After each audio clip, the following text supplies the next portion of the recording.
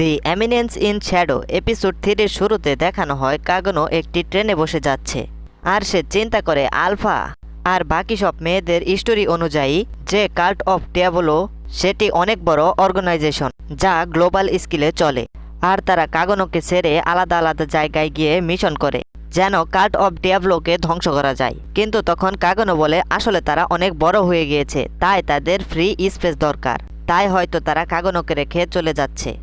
এই কাল্ট কখনো এক্সিস্টই করেনি, আমরা কখনো আমাদের এই গ্রুপকে দীর্ঘ সময় ধরে চালাতে পারবো না, আর এই কারণেই আমি তাদের দোষ দিতে পারি না, কারণ মানুষ বড় হওয়ার সাথে সাথে তার ছোটবেলার ড্রিম আস্তে আস্তে ভুলিয়ে দেয়। আর আগের লাইফে আমি আমার ব্যাটেলগুলো একা একাই লড়েছি। তারপর দেখানো হয় কাগনো তার আগের জীবনে কিভাবে মরেছিল।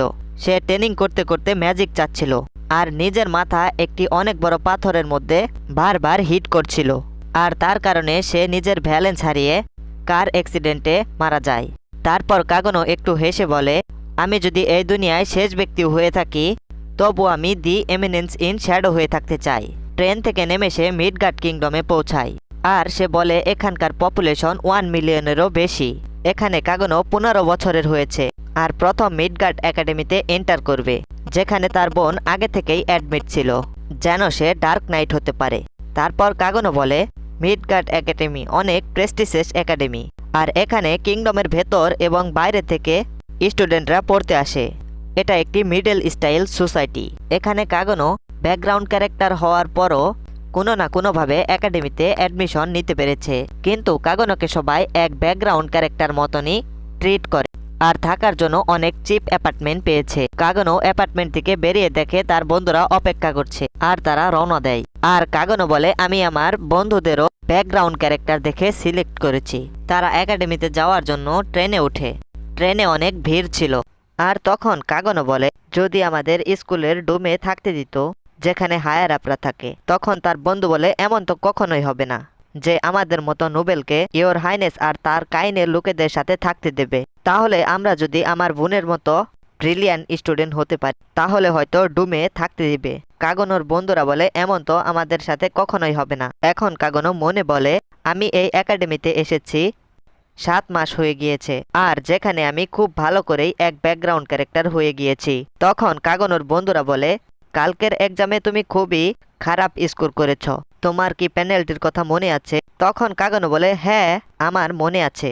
আমার পেনাল্টি হলো স্কুলের সবথেকে পপুলার মেয়েকে প্রপোজ করতে হবে, আর তার রিজেকশন ফেস করতে হবে।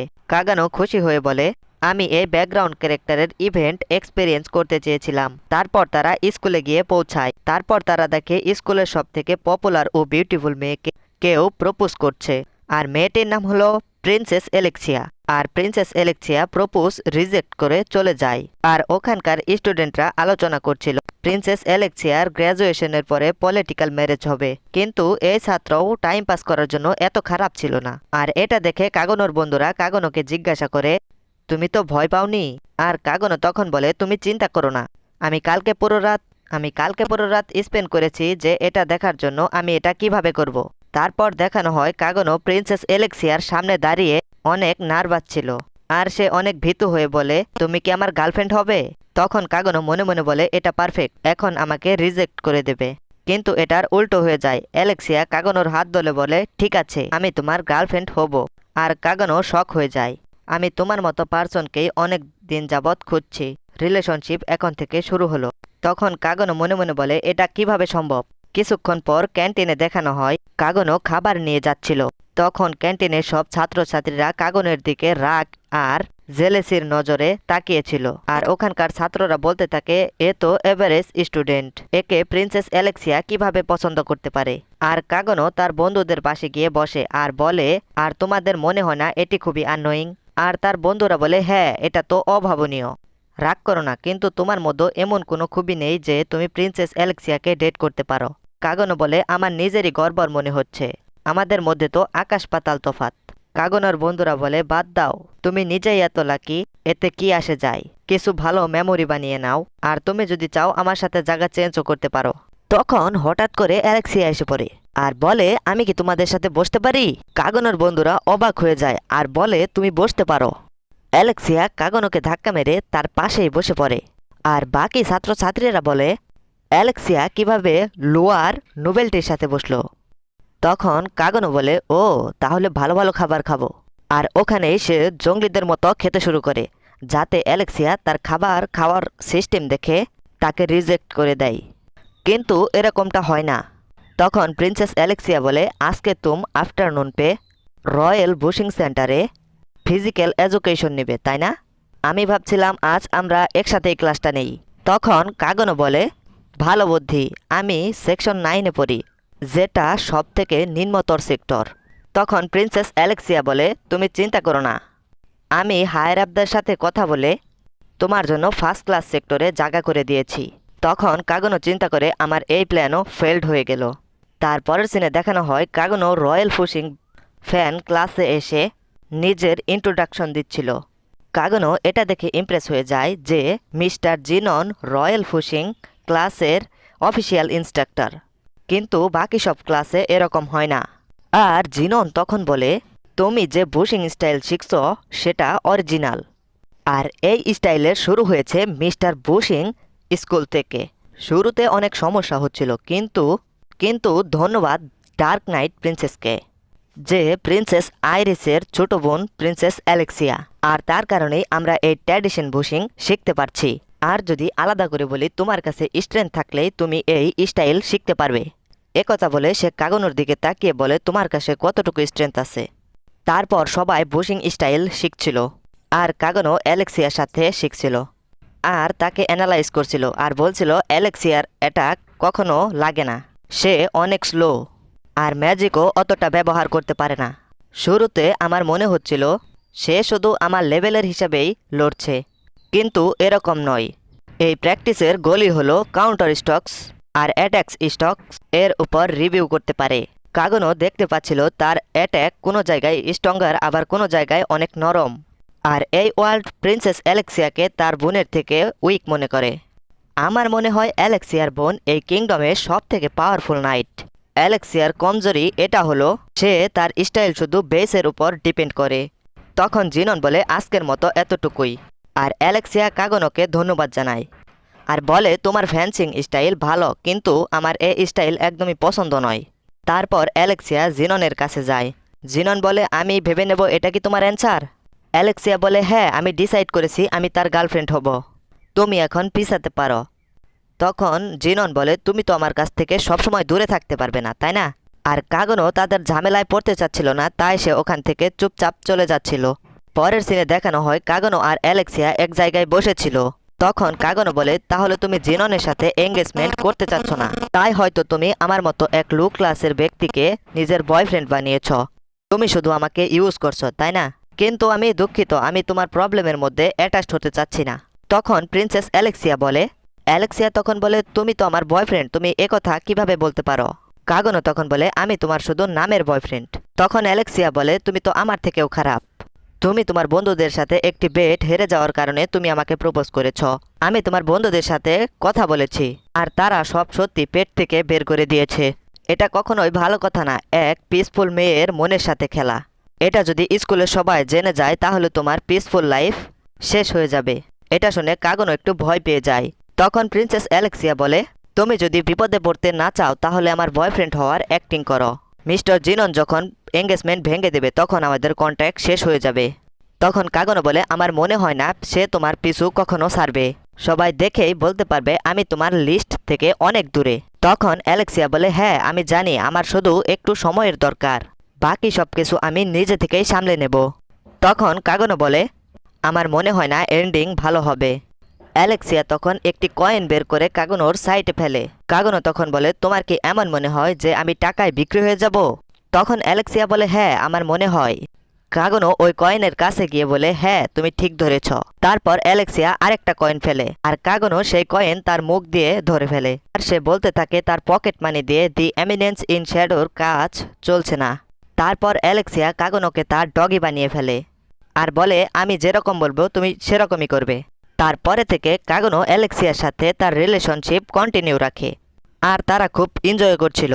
কাগনো তখন বলে, ভালো কথা হলো এটা যে সবাই ভাবছে অ্যালেক্সিয়ার বয়ফ্রেন্ড আছে, কিন্তু কেউ আমাকে অতটা পরোয়া করছে না। তারপরের সিনে তারা ট্রেনে বসেছিল। অ্যালেক্সিয়া তখন বলে জিনন নিজেকে অনেক বড় মনে করে, কারণ সে অনেকগুলো সোয়ার্ডম্যানশিপ জানে। তখন কাগনো মনে মনে বলে অ্যালেক্সিয়া পাবলিকের সামনে সবার সাথে ভালো ব্যবহার করে, কিন্তু পেছন থেকে তাদের সম্পর্কে মন্তব্য করে। তারপরের সিনে দেখানো হয় যে তারা আইসক্রিম শপে আইসক্রিম খাচ্ছে, আর ওখানে অ্যালেক্সিয়া বলে আমি আইসক্রিম এই জন্য কিনছি যাতে সবাই মনে করে আমরা রিলেশনশিপে আছি। কাগনো তখন বলে জিননের সাথে বিয়ে করতে কি সমস্যা, সে তো এক পারফেক্ট হাজবেন্ড হবে তোমার জন্য। তখন প্রিন্সেস অ্যালেক্সিয়া বলে আসলে আমি তার এক্সিস্টেন্সই পছন্দ করি না, কিন্তু কাগনো তখন বলে সে তো অনেক হ্যান্ডসাম, তার কাছে স্টেটাসও আছে, ফেমও আছে, আর টাকাও আছে, আর সে তো অন্য মেয়েদের সাথে অনেক পপুলারও। তখন প্রিন্সেস অ্যালেক্সিয়া বলে এগুলো সব অ্যাক্টিং, পারফেক্ট দেখানো এতটাও সহজ নয়। যেমন আমাকে দেখো, শুধু উপরের কভার দেখেই তাকে বলা যায় না যে সে ভালো, তাহলে তুমি লোকেদের কিভাবে যাচাই করো? প্রিন্সেস অ্যালেক্সিয়া বলে আমি তাদের ভেতরের কতটুকু কমতি আছে তা দেখে যাচাই করি। তখন কাগনো বলে এটা তো কাউকে যাচাই করার নেগেটিভ উপায়। তখন প্রিন্সেস অ্যালেক্সিয়া বলে তুমি এক এভারেজ পারসন যার মধ্যে অনেকগুলো কমতি আছে, তোমার মধ্যে কোনো কোয়ালিটি নেই। একথা শুনে কাগনো বলে থ্যাংক ইউ। তারপর সে বলে মিস্টার জিননের মধ্যে কি কমতি আছে? অ্যালেক্সিয়া বলে তার মধ্যে কোনো কমতি নেই। কাগনো তখন বলে তাহলে সে তো পারফেক্ট তোমার জন্য। তখন প্রিন্সেস অ্যালেক্সিয়া বলে আজ পর্যন্ত হিউম্যান বিংয়ের মধ্যে কেউ এতটা পারফেক্ট নয়, আর সে যদি পারফেক্ট হয়েও থাকে তাহলে সে হয়তো মিথ্যা কথা বলছে অথবা পাগল। একথা বলে প্রিন্সেস অ্যালেক্সিয়া কাগনোকে তার রিওয়ার্ড দিয়ে দেয়, আর কাগনো আবার ডগি হয়ে যায়। তারপরের সিনে দেখানো হয় প্রিন্সেস অ্যালেক্সিয়ার সাথে রিলেশনশিপের 2 সপ্তাহ চলে গিয়েছে, কিন্তু এই 2 সপ্তাহে এমন কিছু হয়নি যেটা মনে রাখার মতো। তারা ট্রেনে যাচ্ছিল, তখন প্রিন্সেস অ্যালেক্সিয়া বলে তোমার ফ্যান্সিং স্টাইল অনেক মিস্ট্রি, তোমার বাকি সব কিছু খারাপ হলেও সোয়ার্ড স্টাইলটা অন্যরকম। কাগনো সুনাম শুনে বলে থ্যাংক ইউ। তখন প্রিন্সেস অ্যালেক্সিয়া বলে তাও আমি তোমাকে পছন্দ করতে পারি না। তখন কাগনো বলে আজকে কি তোমার সাথে কিছু হয়েছে? আজকে তোমার ফ্যান্সিং স্টাইল অনেক অ্যাগ্রেসিভ আর স্লোপি ছিল। তখন অ্যালেক্সিয়া বলে আমি আমার বড় বোন আইরিসের মতো হতে চেয়েছিলাম, কিন্তু আমি এরকম কখনোই করতে পারিনি, আর এ কারণে আমি নিজে থেকে স্ট্রং হওয়ার উপায় খুঁজছিলাম, আর এ কারণে লোকেরা আমাকে কি বলে তা তো তুমি জানোই। কাগনো বলে হ্যাঁ আমি জানি, লোকেরা তোমাকে ফ্যান্সার অর্ডিনিয়ার বলে। অ্যালেস এখানে বলে তোমার স্টাইল আমার স্টাইলের মতো অর্ডিনারি, আর এটা তোমার জন্য কতটুকু আনফরচুনেট তা আমি জানি। কাগনো তখন বলে আনফরচুনেট কিনা তা আমি জানি না, কিন্তু তোমার স্টাইল আমার ভালো লাগে। একথা শুনে প্রিন্সেস অ্যালেক্সিয়া বলে তুমি যে কথা বললে এ কথা আমি আগেও শুনেছি আমার বোনের কাছে। আমি যখন তার কাছে টুর্নামেন্টে হেরে যাই তখন সে বলেছিল তাই আমি আমার এই সোয়ার্ডম্যানশিপকে ঘৃণা করি। কাগনো তখন বলে আমিও এক সাকসেসফুল ব্যক্তি নই, দুনিয়ার কোনো জায়গায় হাজার হাজার লোক মারা গেলেও আমার কিছু যায় আসে না, কিন্তু এমনও কিছু ব্যাপার আছে যা আমার যায় আসে। হয়তো অন্য কারোর জন্য এটা এত গুরুত্বপূর্ণ নয়, কিন্তু আমার জন্য খুবই প্রেসিয়াস, আর তাই আমার কাছে তোমার সোয়ার্ডম্যানশিপ ভালো লাগে। কাগনোর কথা শুনে প্রিন্সেস অ্যালেক্সিয়া রেগে যায় এবং তার সোয়ার্ড বের করে তার দিকে পয়েন্ট করে বলে তোমার কথার মানে বুঝতে পারলাম না। কাগনো বলে কিছু না, আমার তখন রাগ হয় যখন আমি কোনো জিনিস পছন্দ করি কিন্তু অন্য কেউ তা সম্পর্কে ভুলভাল বলতে থাকে। তারপর ট্রেন স্টেশনে চলে আসে। ট্রেনের ড্রাইভার ভেতরে এসে অবাক হয়ে যায় প্রিন্সেস অ্যালেক্সিয়ার তলোয়ার দেখে। তখন প্রিন্সেস অ্যালেক্সিয়া তাকে দেখে তার সোয়ার্ড মিয়ানে রেখে ওখান থেকে চলে যায়। তারপর কাগনো বুঝতে পারে তার এই রিলেশনশিপ যেটা সে কখনো চায়নি সেটা হয়তো আজ শেষ হয়ে গেল।